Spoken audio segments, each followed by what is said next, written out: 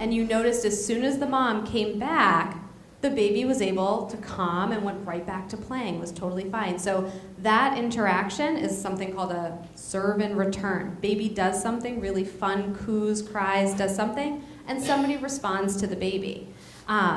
In elementary school, again, if Timmy comes home and you sense as a parent, you know something's up. You can see it written all over his face, body posture. If we can reflect back and notice that, it actually resonates in Timmy's brain and builds the brain architecture for resilience. It's really, really powerful stuff. How are folks doing with that afterwards? The baby's okay. Oh, and I forgot to mention this too. So the research also shows, so attunement, being accurately able to predict and read the emotions of others, only has to happen 30% of the time to have healthy development. So I just want to put that out there. Whenever I say that to parents too, they're like, 30% of the time we're good. We're totally fine. We can be misattuned for 70%, and the kids are going to be all right. Because we're human, right? If we're, I try not to use my almost 3-year-old, but she seeps in sometimes. But if I'm constantly attuned to my almost 3-year-old all the time, and I'm following her around, like what emotions on her face, what's her body language telling, that can be intrusive to her. So it's okay. Like there's going to be a normative amount of stress that happens for kiddos. But it's the repair piece too. So if kiddos can express their emotions and feel heard, then that's actually where the brain stuff happens as well. So I don't know if you guys can see that one. The way that this happens is a really cool set of neurons, that's the cells in the brain, that they have found as recently as the 1990s. Some Italian neuroscientists discovered this really special, cool neuron. So I don't know if you can see it. The left picture is a guy sticking out his tongue, and then on the right, the monkey. Can you see a little tongue sticking out his tongue? I know, it'll all make sense for emotions pretty soon, I promise. But our brain is able to attune to others in a large part due to our mirror neurons. We are a social species. We cannot exist. I'll even go evolutionarily. If I am the only person on the world with all the predators out there, not happening. I can't run fast enough. I'm certainly not strong enough. I'm certainly not tall enough. I'm not the tallest adult in the world. But my survival on my own isn't going to happen. The human race really only exists because we can work in teams and we can collaborate, because there's a lot bigger predators out there than we are. I'm not sure if you've noticed. But this is where it comes from. We are innately social. We need to connect with others. And so the emotional connection is actually really powerful. It's about survival. And it has to do, our brain is pretty cool. It's developed these things called mirror neurons. And by reading cues of others, our mirror neurons assist our brain in the same firing action. So you'll hear a quote that we have that's called neurons that fire together, wire together. And that interaction with a parent, a caregiver, a teacher, a coach, when we emotionally get that connection, it's actually a really powerful tool that builds that circuitry in the brain. So attunement mirror neurons look a little something like this. They're implicated in intention and predicting the behavior of others, and also in emotional resonance. Empathy, being able to feel what other people feel, has to do with mirror neurons. So I'll do my little experiment. So bear with me because I can't think of another one. So if I pick up my water bottle and I do something like this, what am I going to do next? There you go. If I pick up my water bottle and do something like this, what am I going to do next? Throw it. Mirror neurons are working. Everybody can predict with some level of certainty what I'm going to do next. Kiddos are uniquely attuned to their world to figure this out. So their brains are always trying to figure out the emotions of others, the intent of others, and then predict what's going to happen. Their caregivers, their parents, are the first people that teach them all of those things. So as I said too, it's also implicated in emotional connection.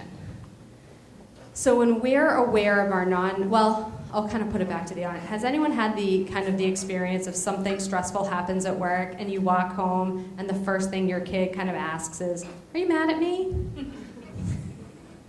"What's wrong? What's wrong, Mom?" And sometimes I didn't even know that it was on my face. Like I'm a psychologist. You're supposed to check that stuff at the door, but we can't. Like it's always there. Kids read our cues pretty well. It's actually how they learn emotional intelligence. It's a good thing. So again, we're not perfect. You don't have to tell them all your stressors, but it's okay to be human. So if we're aware of our nonverbal cues, we can kind of help kids regulate their own feelings and become aware of their own as well. So not only can we, as the mirror neurons show, predict the behavior of others, we can feel the emotions of others. So fast forward to high school, and there's something called emotional contagion, where if your friend is feeling something, Susie feels it, Johnny feels it, Timmy feels it. And this is where parents, it's really challenging because they are feeling the emotions of all their peers. Their brain is getting rewired and under construction. And they come home and they're upset and they're worried and they're anxious and they're sad and they're depressed. It has to do with how they're figuring out their social world. It has to do with how their brain is sort of getting rewired in that way. And so if they can come to a parent and help organize it and talk about it, you'll hear another one we say, which is name it to tame it. That can actually help restructure and help them with emotion regulation. So it's that process that the brain learns about emotions. It learns how to tolerate emotion, and it learns to regulate emotion in the brain and in the body. But going back to sort of like the nonverbal cues, this one's really tricky too in social relationships because kids they're trying to figure each other out too. So when I do this with teachers, this is a lot about like the classroom collaborative relationships and social relationships. Kids are trying to navigate all of this. And so even though Susie says she's my friend, I might not believe her because she was making eyes at me, she was, her arms were crossed. I don't know that Susie's really my friend. So kids get really distressed by some of these things too. So how do we do it? How do we reflect back to kiddos to start to validate and help them build that brain architecture? Now, validation, that when I work with families too, this is more so for when kids get angry and they're not using their words very appropriately when they come home. They may be expressing anger in a very maladaptive way, let's call it. So sometimes it's, you want me to validate that after they said what to me? Validation is not the same as saying the behavior is okay. But validation is the first step in helping the brain talk to itself. So if we can validate the emotion for the kiddo, we can problem solve about the language after, or whatever they use. I'm mindful because there's small ears in the room. It's okay. But we can help them regulate in order to make better choices later on. If we jump straight to, we don't use that language is disrespectful, oh, what do you mean you rip the phone out of his hands? Why'd you do that? We're missing the underlying emotion piece. So the first step in helping build that brain architecture is listening and validation. How can we do that as a parent or as an adult? We start by the whole, what we're trying to teach kids, right? Count to 5, reflect the content of the message, avoid being a detective. This is really hard as, even as an adult. I'm a therapist, right? It's my job to help kids understand. It's my job to kind of ask questions. But in some ways, when we ask questions, it can invalidate a kiddo's feelings. If they tell you, I'm mad because, Timmy took my sandwich and threw it on the floor and stomped on it, but you've talked to the teacher and the teacher's like, no, Timmy just knocked it off the table and then when he went to go pick it up, you hear a whole different story. But if you tell, your kiddo, well, that's not what happened, they feel completely invalidated. They're angry. It just, in some ways, it can inadvertently re-trigger that feeling of anger. So even if what they're saying, the content might not be accurate, we still want to validate the feeling. And not just to be nice, that's a good thing, right? We want to be nice to our kids, but it actually helps resonate in the brain to make it a more solid circuit. Can I have a question on that? Yeah. Real quick. Yes, it just please. came to mind. What if your kid has a tendency to be a little over dramatic, exaggerate things quite a bit? Like, I don't want to encourage that, because this can lead to lying too, and I don't want to encourage that, so that's kind of a fine line. It is. I love that. So in some ways, the first step, we can address the content later. This is when they're in a distressed state. So I appreciate that because it's very true. It's when they're in a distressed state. And lying is actually a really cool developmental process. It is one of the hardest ones for parents and teachers and caregivers. But as a psychologist, I'm like, woohoo, they've hit a milestone. Parents are like, no, Janessa, that's not a good thing. I'm like, well, it means they can. There's a whole other host of stuff behind it. But no, that's a good point. So when they're in a distress state, we want to sit with the emotion. Hours later, we can come back and say, when they're calm, you know, I heard some pieces to that story that I'm not sure were totally true, buddy. One of the tricks linguistically is to frame it as a wish for younger kiddos.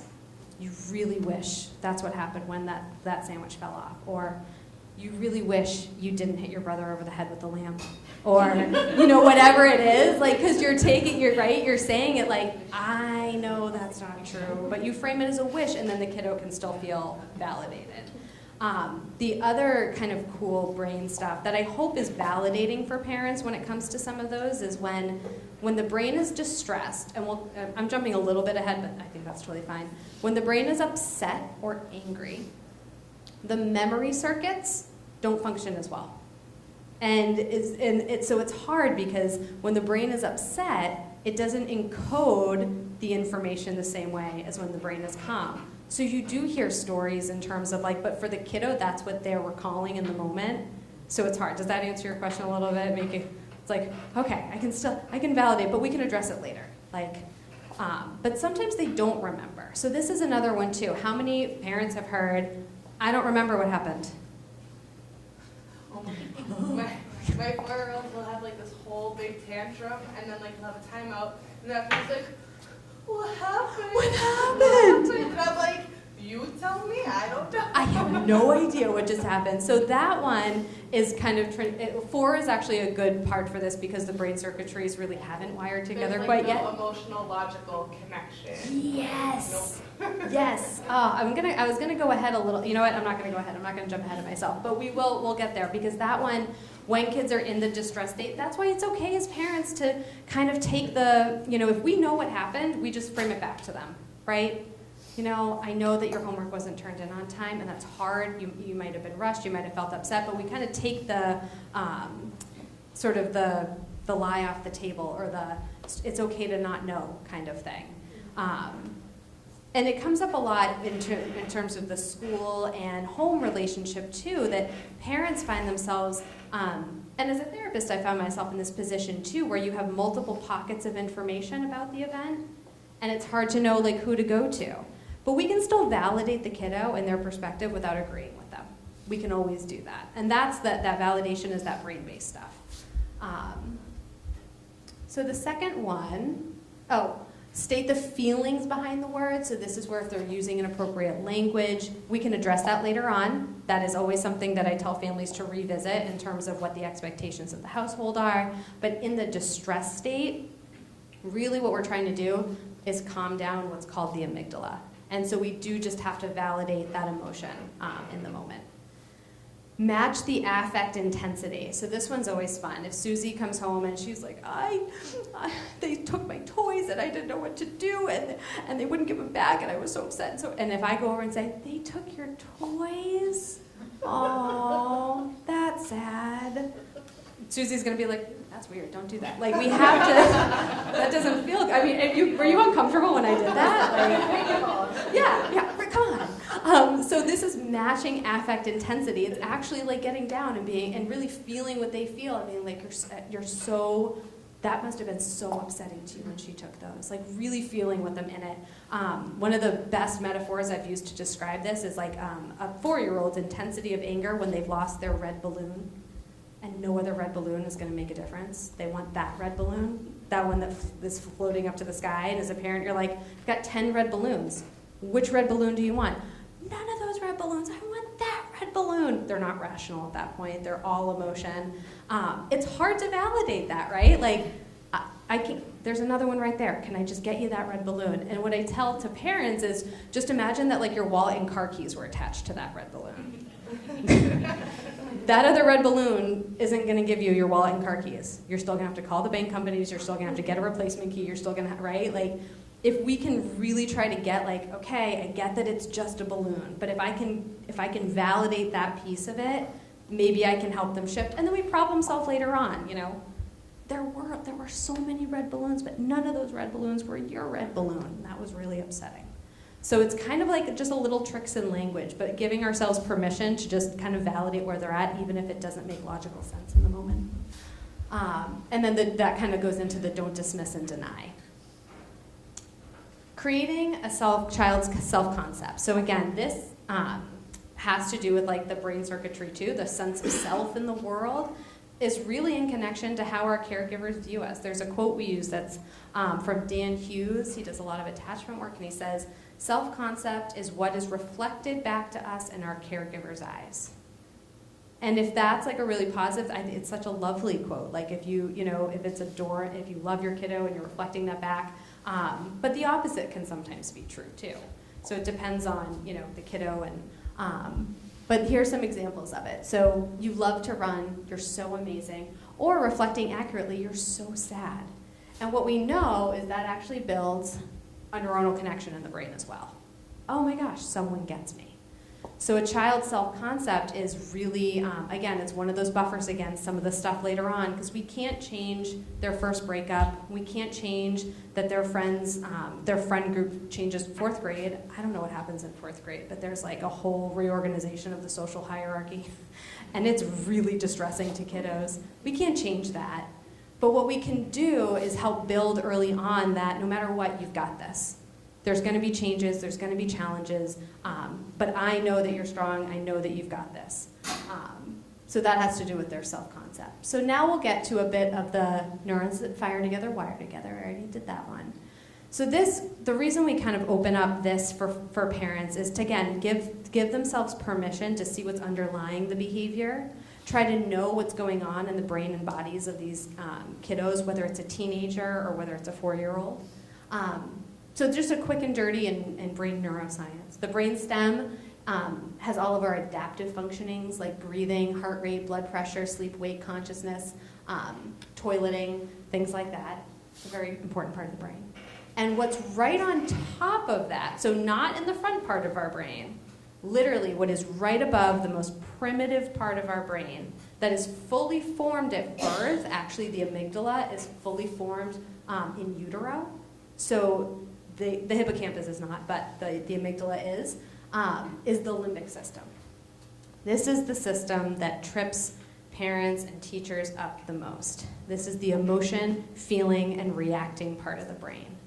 This is the part of the brain that we now know when exposed to extreme levels of stress in childhood can rewire and become the fight or flight response on overdrive. This is where anxiety lives. This is where depression lives. So the limbic system isn't part of our big brain that has developed over eons. It's part of our primitive brain. And it's when we do all those mirror neurons and everything, this is the circuit of the brain that we're trying to wire to kind of be solid and be good and be able to regulate. Its primary role is self and species preservation. It regulates the endocrine function and the autonomic nervous system, meaning it happens outside of conscious awareness. Has folks heard of the fight, flight, or freeze? Yep, this is where that lives, in that lovely little amygdala. It sets our level of arousal. It's involved in motivation and reinforcing behaviors. So this is the one that kind of gets the most attention in terms of the brain science, because this is where, like I said, this is where anxiety lives. If this is rewired, it looks like anxiety symptoms later on in life. OCD symptoms actually live here as well. Depression has to do with the whole circuit kind of thing, but that's why we spend so much time on the amygdala. It has to do with attentional and emotional processes. So what's really cool about the amygdala is that it is constantly scanning the way that our brains are structured. It uses our 5 senses outside of our conscious awareness a lot too, to take in all this cool information and filter it out. And it actually starts encoding memories very early on. But they are not the unconscious from like the olden days where you would sit on a couch and talk about dreams. They're truly unconscious, like outside of your conscious awareness. And it has to do with learned emotional responses too. So this is where Dan Siegel's upstairs brain and the downstairs brain come into play. And I think I have a video clip that we might, no, we'll pause there. So I don't think I'll show the video clip, it's a little bit long. So the emotion center of the brain lives downstairs. And when kiddos are in heightened emotion states, that takes over the whole brain. And the way Dan Siegel describes it is that kids ultimately, quote unquote, flip their lid. So the whole top part of the brain is right behind the forehead. It's a fancy word for it. It's called the prefrontal cortex. But all we have to, like Dan says, he's like, just call it the upstairs brain. That's all we need to know. And when kiddos are hyper aroused or angry or upset, the back of the brain, where the amygdala and the limbic system are, flood the brain with a bunch of neurotransmitters. And it literally hijacks, we call it hijacking, the frontal lobe. So this is the fun part, though. Oh, is it that one? No. So the frontal lobe, or right behind our forehead, is responsible for language, emotion regulation.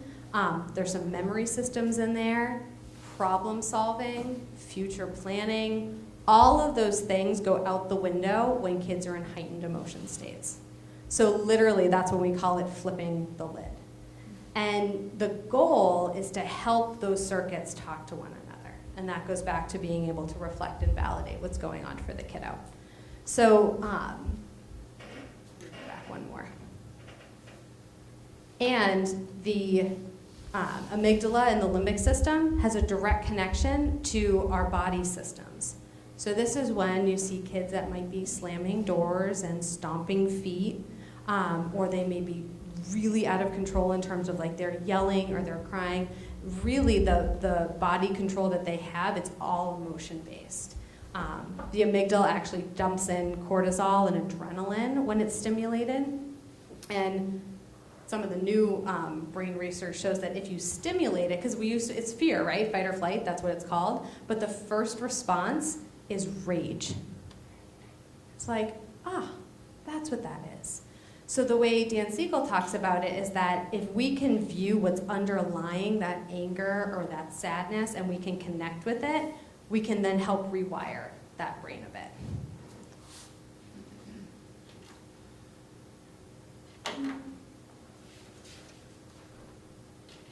Any questions before we I'm dumping a lot of brain science into the room, and I just want to pause there for a minute and see if anyone has any questions or anything like that.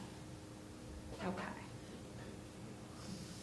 So, not to get more complicated, but we have two memory systems in the brain. One is explicit. These are our picture memories. That's how I talk to kids about them. The other one is implicit, meaning outside of our conscious awareness. And if we want to get kids to a place where they can describe their emotions and manage their emotions, we want to make the stuff that's going on in their implicit memory explicit. We want to help them connect and understand what's going on for them, even if it doesn't make sense to us.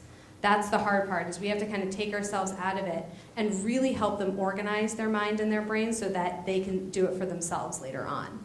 So the implicit memory is learned through classical conditioning.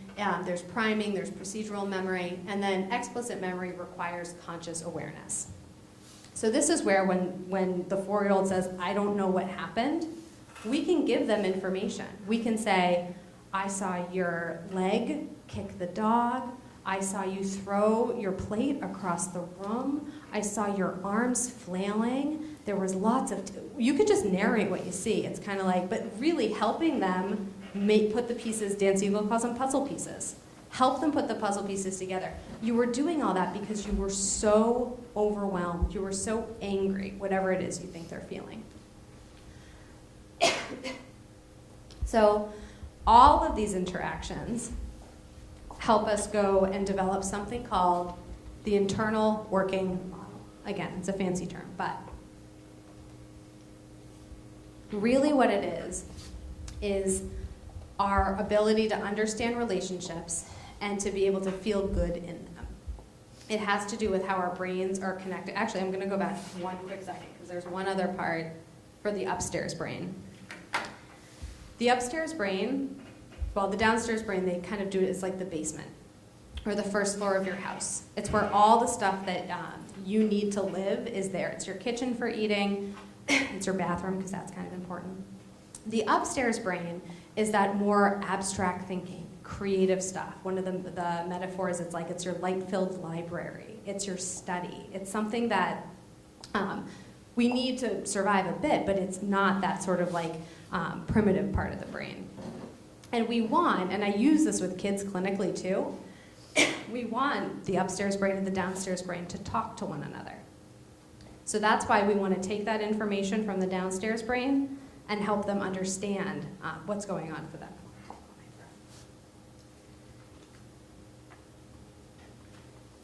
Does anyone know when the prefrontal cortex actually fully develops? 25. Mid-20s. Maybe 26. 35, 40, yeah. Later for males and females. Research has shown, this is when I don't tend to go down the gender path, but it has been shown it is later for males than for females. That is normal biological development, by the way. That's sort of the nature-nurture debate, which we've kind of reconciled as both. But left alone, the prefrontal cortex on its own isn't fully developed until mid-20s. So this is where it's normative for kids to have big feeling states. It's normative for them to experience heightened emotion and hyperarousal and feel overwhelmed. Clinically, there's sometimes that it's above what's considered that normative development, and that requires different intervention, but that's storming of adolescence. All of the emotional stuff that goes on in elementary school, the big tantrums that happen when kids are little, it has to do with this underdeveloped prefrontal cortex. And a big role of the parent is to kind of help organize that and teach it. So even in my office, one of the interesting things is sometimes families are like, we teach kids emotion names? Seriously? I have my flashcards, and we do a game with it, or charades, and it's I gotta teach them about feelings? In some ways, that's making the implicit explicit. Because a lot of times, kids are going through so much development that they actually need some of that external stuff. So feeling charades is a great one to play around the dinner table if you're ever really bored. But what we're really trying to do is help integrate, that's what Dan Siegel calls it, integrate the brain, because that's when it's at its best.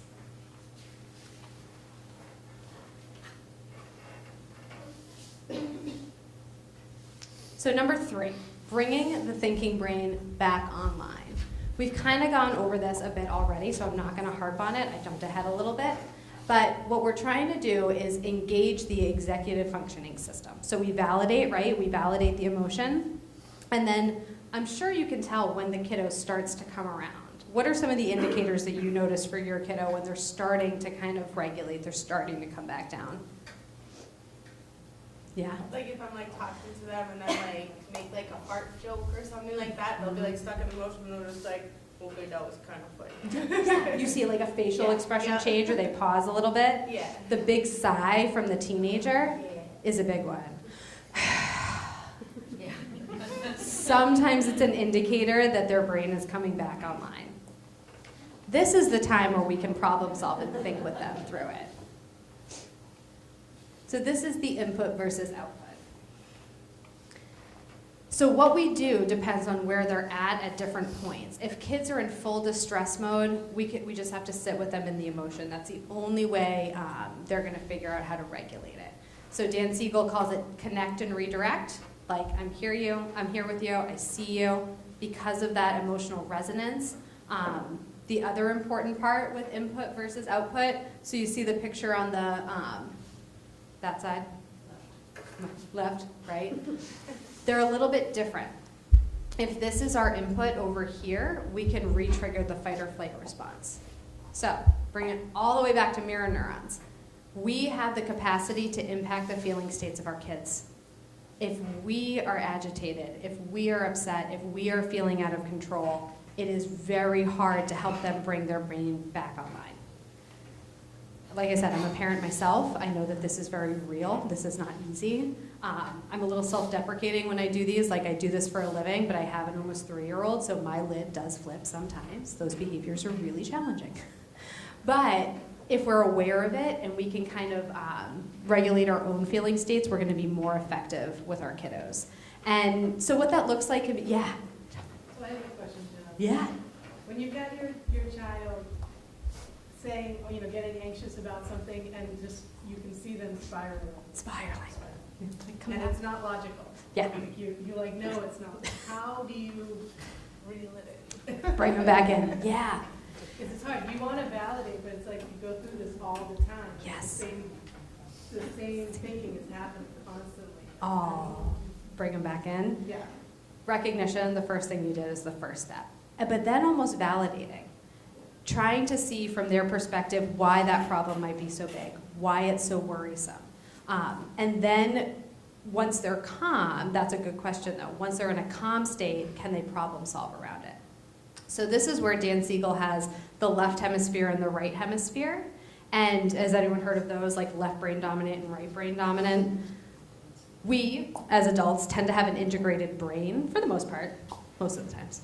But, so we can logic our way out of it. At any given time, that right brain, it's the emotion brain, has probably taken over. So there's flipping the lid, which is anxiety, but then there's also no neuronal activity in the logic part of the brain. So it's hard for a parent, because you can see, my goodness, it's gonna be okay. But it's hard to get them there. So how do you do that? Like the first step is that validation piece, and then trying to problem solve later on, except if it re-triggers the fight or flight response. So I don't know if you experienced that ever, that once you try to problem solve, they're like, nope, la la la la la la la la. They don't want to hear it. It's real, and all we can do is also think about laying the neuronal groundwork, that it's getting in somewhere. And so we're building that brain architecture. The more times we talk with kids about it, they may not come around in that moment, but they've at least heard or experienced it. And over time, experience the summation of all of those helps regulate the brain. Does that, it's a long-winded answer for probably keep doing what you're doing. You're like, no, even if it feels really challenging in the moment. Because we're looking at outcomes later on rather than like stopping the behavior in the moment. Does that make sense? Sometimes I'm like, if I say, see, everything was fine, but then is that really the right thing to say? Then it's kind of saying, you got nothing to worry about. I hear two different things when I hear that. Saying, see, you had nothing to worry about sounds like that could be invalidating. See, everything is fine actually feels pretty validating. It's just language difference a little bit, but if we say to a kiddo, you were so worried and I understand, but take a look around. We're good. We got this. Everything's fine. That feels different than saying, like, see, there was nothing to worry about. So I think, does that make sense? Yeah. But we want to use those teachable moments when their brain is totally integrated too. It's hard to see them going off into left field. I'm like, come back. But kind of going into the whole we have to be in that integrated space before we can intervene. It's hard to do, especially if our kids are feeling distressed or we're feeling the sort of the emotions that they're feeling. Did you have a question though before we move on to? No. Okay. It's all good. This is an interesting one, and for the sake of time, we have some video clips, but I'm probably not going to pull it up. But the quick and dirty of this experiment is about self-control, right? We want them to have that internal sense of self-control. And the experiment goes something like this. If you tell, I think it's third graders or something like that, you put them in a room and you tell them you can either have one marshmallow now, and you put the marshmallow in front of their chair, or if you wait, you can have 2 marshmallows later on. And the way that the experiment kind of goes is they could predict sort of the inhibition that kids would have decades later based on that one experiment if they could hold out for the 2 marshmallows. Isn't that kind of cool? So some of it is that inhibition piece, that internal control, but it has to do with relinquishing a little bit control. You give them the choice. And given the choice, kiddos tend to make the right one. A lot of them end up waiting it out and waiting for the 2 marshmallows. But it's this balance between how much control do we exercise on kiddos and how much do we want them to develop in terms of making their own choices. And that's always a balancing act. And it goes age and stage. Teenagers, I think, this is the really heavy one for how to manage that internal versus external control. And a lot of it's learning. A lot of it's kind of building that trust. But if kiddos have a positive internal working model, if they have a positive self-concept, if they have a sense of safety and trust that no matter what happens, my parents got me, risk-taking is actually a developmentally appropriate task of adolescence. And this is so hard when parents are like, but my job is to keep my kids safe. What amount of risk is too much risk? What amount of risk is detrimental to their health? And those are all questions that each family has to figure out, but it's a hard balance to strike. But emotionally, helping kids kind of work through that builds that resilience later on. But it's really hard to figure out where that line is, for sure.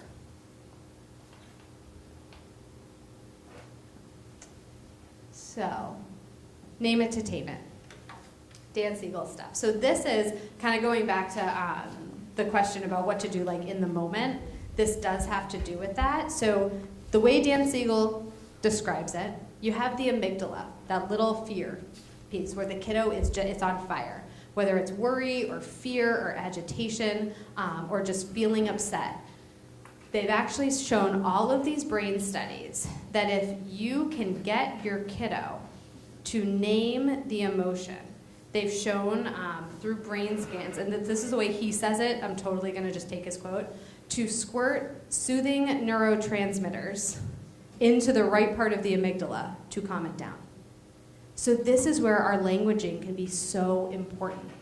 We have to be able to get the kiddo, or if they can't do it themselves in the moment, we have to be able to name it for them to get them to accurately understand what they're experiencing. So sometimes, like that example that you provided in terms of like you see them going, if we don't accurately name the emotion, sometimes it just keeps spiraling. But if we can say things like, you're afraid, you're so afraid you're gonna fail that test. In the brain, that language, and then if we can get the kiddo to say themselves, that's actually more powerful in the brain. I am so scared of that test. I don't know what's gonna happen. Again, not necessarily rational. We try to say, see, everything's gonna, but if we can get kids to name it, it actually brings the prefrontal cortex back online. It helps build that brain stuff and that regulation stuff. And it's a really, so Dan Siegel's like quick and dirty is the name it to tame it. But we actually have to give an accurate one. And this is kind of hard too. Like anger, oftentimes in our field, people say it's a secondary emotion. It can be a primary emotion. But anger is usually the outward sign of something, something underneath, whether it's powerlessness, hopelessness.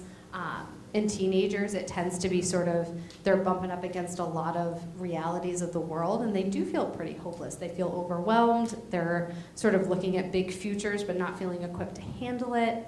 You see that disconnect. And so if you can name for a teenager, especially well, I guess college entrance stuff is kind of winding down. But when I was, yeah. On the point with teenagers, so my youngest is 16, I have a 16-year-old son. So anger and anxiety and frustration, all those things, fear, can kind of look like very similar. Yeah. So how do you name it without also kind of sounding condescending? Yeah. Because that can be an accusation as well in the heat of the frustration of whatever is stressing them out. It's the end of the school year. You know, I'm just curious how that, I know how it would look for a toddler or a preschooler, because you can get down to their level, but at the teenager, that's a tricky one. It is. The hope is that hopefully by the teenagers, they have more capacity. When the brain is offline, they can't necessarily name it in that moment, but just being with them and like just using that I wonder kind of stance, the open stance, like being sort of available emotionally and just say like, what's this like for you?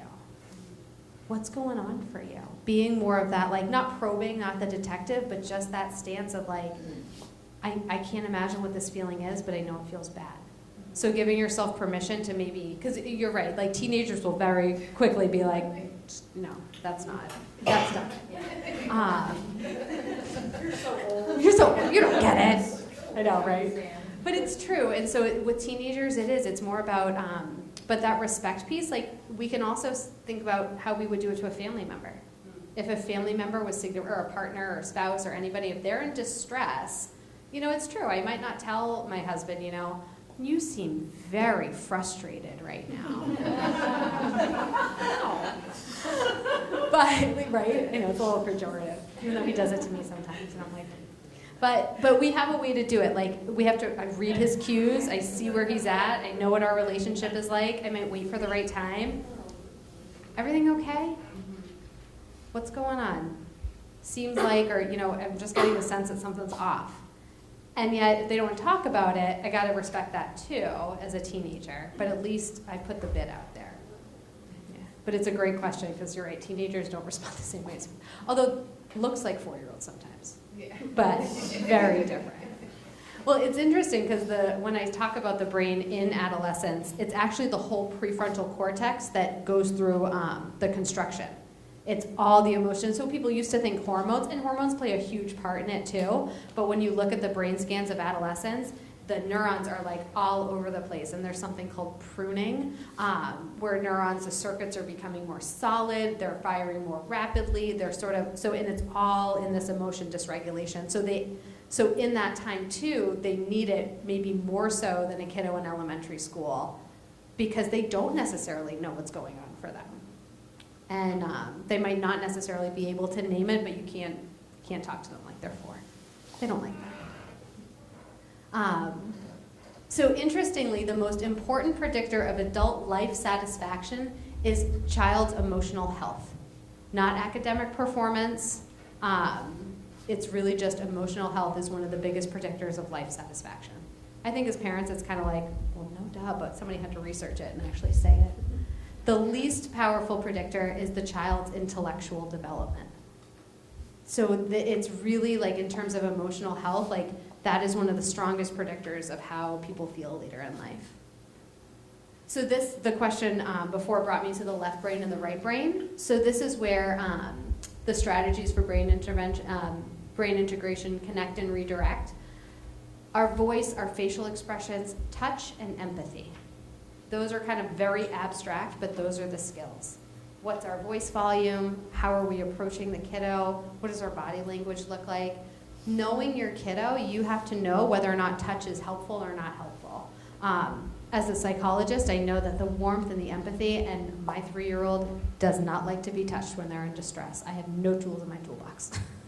But I have to know that about her. I know that is not, she is one of those kiddos that is like, no, I need my space. She tells me I need my space, which is great. But I have to know her and like know that touch is, so you have to read your kiddo too. This isn't like a one size fits all.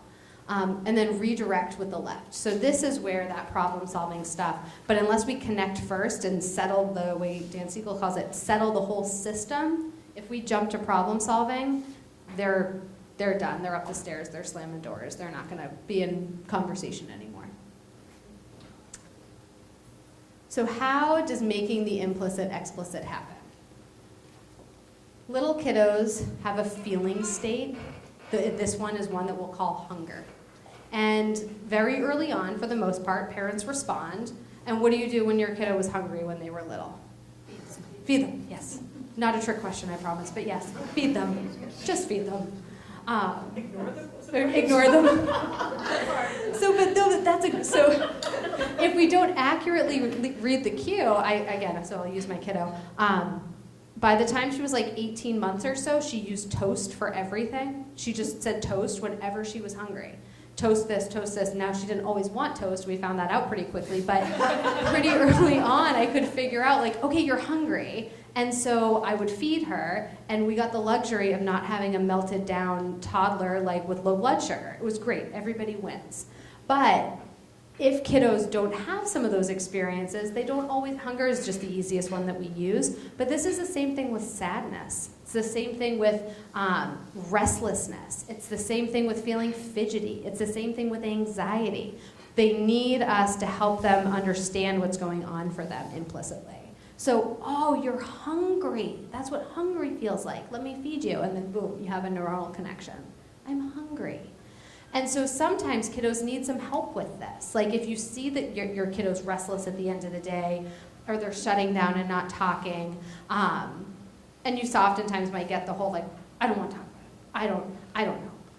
Sometimes it takes a little bit of just staying with them in it, or using I wonder questions, or it seems like you feel so agitated right now. And sometimes that can help them just feel like connected, and then they can open up. Using play and story. We now, and I don't know if anyone's ever seen this quote before, but if you teach, if you use instruction, it takes like 40 repetitions to build the same amount of brain development as it does to take 4 repetitions through play, which is really cool. This is for younger kiddos. Teenagers like to play too, but in a different way. But even for teenagers, things like, I don't know if anyone's ever experienced it, but if you're outside like playing, I'll use baseball or whatever, because I don't even know if teenagers do that with their parents anymore, but I remember like just playing softball in the yard with my dad. I was much more likely to talk about anything and everything going on than if we were sitting at the dinner table, just talking. Or, like going, maybe not necessarily going for a walk, because teenagers don't necessarily do that, but if you're able to be playful and do it in a way like they're much more likely to sort of engage and kind of open up than if we start interrogating them or asking them directly, things like that. But for younger kiddos, play is really powerful. Puppets, stories, all of that kind of stuff can help them express emotions in ways that talking doesn't necessarily get to. So these are the different kinds of play: attunement, body and movement play, object play, imaginative play, rough and tumble, celebratory. There's all ways that we can play with their kiddos. And these all actually impact emotions and development.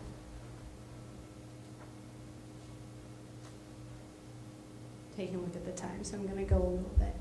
This one is really cool, and this goes all the way up through even like 9, 10-year-olds who are still in that like imaginative play space. So even if a kiddo's like doing Legos, all the way down to like, little itty bitty kids like 4 or 5. Using non-directive play actually can help them work through a whole bunch of feelings. So I'm trying to bring, I don't want to use any clinical examples because that's all confidential. And I don't like to use my daughter, so I'm trying to think of my nephew. I was with him this last weekend, and he's like 9. There's sometimes like he'll play about things like smashing things, or he'll like, the cars will run into one another, or, and he does that with his brother a lot. So, and my nephew, he's wonderful, but he's like a very like playful, energetic kiddo. And so many times I'll just reflect back like different things that I'm seeing in terms of play, or and all of a sudden they just open up and they'll either start talking about emotions, or they'll say like that car is really angry. It's just a way to help them sort of, and parents will oftentimes say things like, this comes to the play therapy side of me, but that's aggressive, that's not how we treat toys. And that's like super true in terms, we don't want kids like breaking things, but if they can figure out how to express emotion in a way that is safe and developmentally appropriate, it can actually be really powerful. And so these are some of the tools, just letting the child lead the way, describing what you see, reflecting feelings, recognize their power, and encourage their effort. Things to avoid. Number 2, is anyone surprised by that? Praise. Can you elaborate? Yeah. So this actually comes from the research too. Praise can sometimes have an inverse relationship with intrinsic motivation. And when we compliment effort, it has a positive correlation with intrinsic motivation. So saying good job, you did it, oftentimes kiddos sometimes then say, well, what happens if I don't do it the next time? Or I've oftentimes worked with parents who have said things like, as soon as I go over and say, oh my gosh, you did it, you got all your spelling words correctly, the kid crumples up the paper and throws it. All interest. No, it can feel, sometimes like, so praising the effort, like, wow, you just put 30 minutes into that homework assignment. Awesome. Not even commenting on the outcome, because the output, if we compliment on that, it's hard for a kiddo to feel like, well, what happens if I don't get it right all the time? What happens if I do have a couple misses on my homework? Is that going to be okay? So praise, like the good jobs and high fives, like we all find ourselves doing it to kiddos. And of course, please be nice to kiddos. But if we can also kind of give a nod to effort, it actually helps that intrinsic motivation a lot more. Storytelling. This does not necessarily refer back to like the telling tall tales. But tell me what happened. What happened first? What happened second? Can actually be a really powerful way for kids to get their emotions out. And it helps us deal with adverse experiences. So one of the models that I'm trained in helps young children and parents that have experienced anything traumatic. And one way that we do it, it used to be thought that you just wait for the kiddo to talk about or play about anything. We now know that it's actually very important for a kiddo to tell their story about something hard. And it's even more important for them to do it in the presence of a warm caregiver. So if they've had a hard day at school and they come home and they might be upset about something, this is also where using play to tell the story. Show me what happened. Can you draw about what happened? Here, pretend I'm Susie. What happened for, like, these are dollhouse figures if no one could figure it out.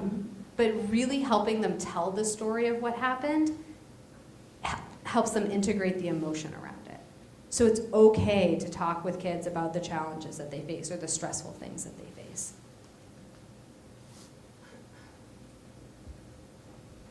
Has anyone heard of Brene Brown? She's a little bit more, Dan Siegel's definitely more in like the brain neuroscience, but Brene Brown is pretty, she just did a Netflix special too, so that's why I think she's becoming more, she's a researcher who does a lot on empathy and shame, but this is her description of empathy. And this is where we move into a lot of the teenager stuff too.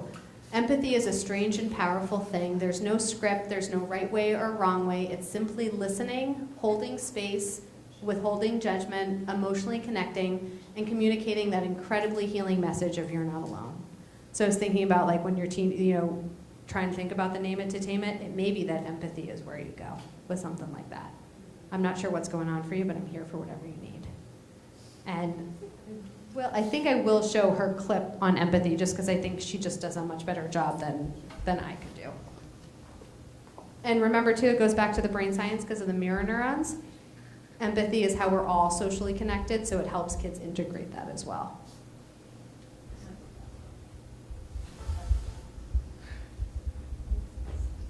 So what is empathy, and why is it very different than sympathy? Empathy fuels connection. Sympathy drives disconnection. Empathy, it's very interesting. Teresa Wiseman is a nursing scholar who studied professions, very diverse professions where empathy is relevant, and came up with 4 qualities of empathy. Perspective taking, the ability to take the perspective of another person or recognize their perspective as their truth. Staying out of judgment, not easy when you enjoy it as much as most of us do. Recognizing emotion in other people and then communicating that. Empathy is feeling with people. And to me, I always think of empathy as this kind of sacred space when someone's kind of in a deep hole and they shout out from the bottom and they say, I'm stuck, it's dark, I'm overwhelmed. And then we look and we say, hey, climb down. I know what it's like down here, and you're not alone. Sympathy is, ooh, it's bad, no, you want a sandwich? Empathy is a choice, and it's a vulnerable choice, because in order to connect with you, I have to connect with something in myself that knows that feeling. Rarely, if ever, does an empathic response begin with at least. And we do it all the time. Because you know what? Someone just shared something with us that's incredibly painful, and we're trying to silver lining it. I don't think that's a verb, but I'm using it as one. We're trying to put the silver lining around it. So, I had a miscarriage. Oh, at least you know you can get pregnant. I think my marriage is falling apart. At least you have a marriage. John's getting kicked out of school. At least Sarah is an A student. But one of the things we do sometimes in the face of very difficult conversations is we try to make things better. If I share something with you that's very difficult, I'd rather you say, I don't even know what to say right now, I'm just so glad you told me. Because the truth is, rarely can a response make something better. What makes something better is connection.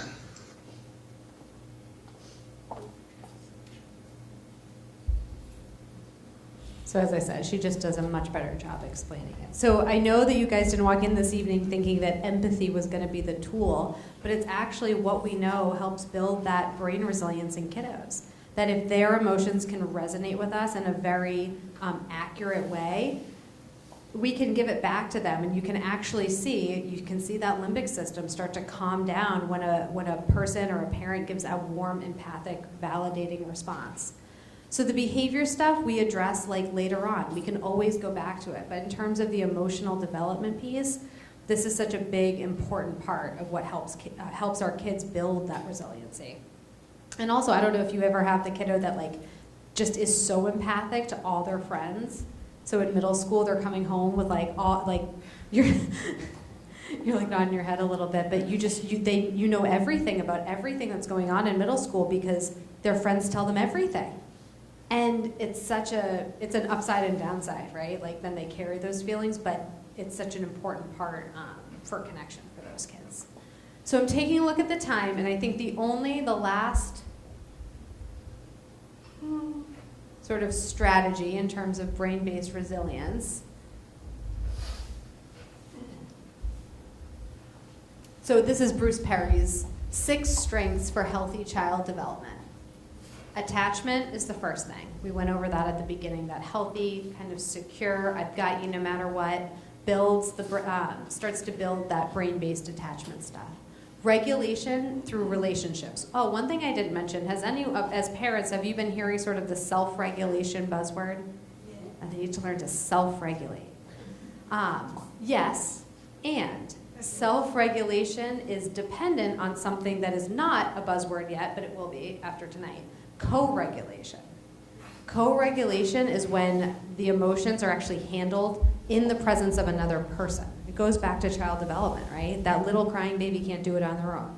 Even the little toddler can't do it on their own. So even the teenager that may be like storming upstairs and slamming the door, co-regulation has to do with that empathy stuff, that stance of just, I'm here when you need me. Are you ready to talk about it yet? What might be going on for you? Being able to process the emotion in the presence of another person is actually a way that they can build that brain-based structure. Attunement and awareness, tolerance, and respect. And then the last one is the reflective caregiver. And this sounds all fancy and stuff, but really it's just kind of being aware of our own stuff when it comes to what our kiddos are either maybe bringing up or what they're experiencing. I work with a lot of parents but we do parent sessions too, because what we know about child development is that they don't exist without their caregiver. And one of the themes that always comes up is like, Janessa, I don't always know what to say because I feel the same way they do. I feel it exactly. And so it's hard for me to come up with the words to like tell them how to problem solve around it because I get it so much. And that's being like, oh my gosh, I totally get why they're so upset about that. We want to move into some of the logic and reasoning after. That's usually helpful, but that's what parents feel a lot of the time. Now that I'm a parent, I realize how my parents could have misunderstood my reactions as a child. These are some quotes that come up for folks. Like when you go back to your own childhood, you're like, oh, that makes sense now. All behavior is communication. So being curious about kids' behavior, trying to think about what the underlying emotion is, trying not to personalize it. Think about what skill deficit or challenge underlies the behavior. So sometimes kiddos, whether it's developmental or they've been going through something, it could be a skill deficit. Sometimes kiddos that start, again, this is like later elementary school, but those social connections are the different ways that groups start forming, and you may have a kiddo that's on the lower end of average for picking up on that. The behaviors that second graders turn a blind eye to, maybe it's farting behaviors or screeching or, kiddos, they oftentimes, it's a skill deficit. They haven't developed it quite yet. So is that a question? No? Okay. So just kind of monitoring like, are there some other things that maybe Susie, we can try to figure out if it's a skill deficit. Oop. So this is, these 2 questions alone are part about being that reflective parent. If you can answer these 2 questions, it means that you know your kiddo. And you don't have to share anything, you just think it in your mind too, like, what is your child's favorite thing to do? And what's your child's greatest pet peeve? Does everyone think they could answer those? For the most part? Yeah. It means that you kind of like know your kiddo, but you can think from their perspective. So I'll pause right there. That's kind of the end. Those are the 10 strategies for raising resilient kiddos. A lot of it comes from the brain stuff. I'll hang for a couple either questions, or if anybody has thoughts or ideas or things that they want to dig in more about, feel free. Yeah. Okay, this is a little bit specific, but I lost my husband a few days after Christmas this year, and my kids are 6'4" and now 9 months. So my 6-year-old, it was funny because she used to watch Grey's Anatomy when I was like pregnant and had like crazy midnight heartburn and stuff like that. So she like knew what a brain aneurysm was. So she had like an understanding of like what happened. Yeah. And my 4-year-old who has autism is kind of unable to like express like his perspective on everything. Yeah. And I don't want to like trigger it by being like, hey, like let's talk about that. Like let's do this. I don't want to like push it because I don't know, I just want to like trigger things, but also I don't want to like, I mean, they're so formative at these years, like I want to make sure that they can like hold on to these memories and everything. I don't know, just, I don't have insurance to talk to someone like you, so I'm like, let me go to this thing. I appreciate you being, but I Yeah. am very sorry for your loss. But that is when, so you kind of heard me say earlier that one of my areas of specialty is in childhood adversity and loss, and especially loss of a caregiver. What we know is that kids are feeling and thinking that amygdala is fully formed at birth. Yeah. So name it to tame it is the ability to be vulnerable and be with kiddos. And if opening the door and letting them know they can talk about it, that they want to talk about it. I would also go to the caregiver part though. We also have a quote in CPP is that we have to give the parent what the parent needs so they can give the child what the child needs. Yeah, and I know that they need me at my best for them, Yeah. but they also like, I've been kind of like fairly transparent with them, but at the same time I know that I can't always be that nurturing force that they need. You're human. Because, I don't know, You're just we're personal. kind of like reformulating. Yes, yeah. Like, and how because I mean, he was kind of the structure, like, Right. you know, oh, Daddy loves to eat this, so we're gonna make this for dinner. We're gonna wait till he comes home to go to bed, and you Yeah. know, we're kind of just having to rebuild everything. How to And it's reorganize it. yeah. I mean, I hope it's okay to give you permission that if it comes up for you, we now know that kids do better with developmentally appropriate information given to them. The old school was Yeah. they were young, they won't remember, right? We know now that sensations or feelings or all of that stuff it starts really early on. So if the parent is the expert on their kiddo and you know something's going on for them, Yeah. you can be open to it if you're okay with it. Yeah. Any other thoughts or questions or anything? I appreciate your willingness to kind of lean in it with me. I know it's kind of a hefty topic, and I don't know if it's what everyone expected coming into social and emotional resilience in kids, but I appreciate it. So any questions from nothing? Okay. All right. Well, enjoy.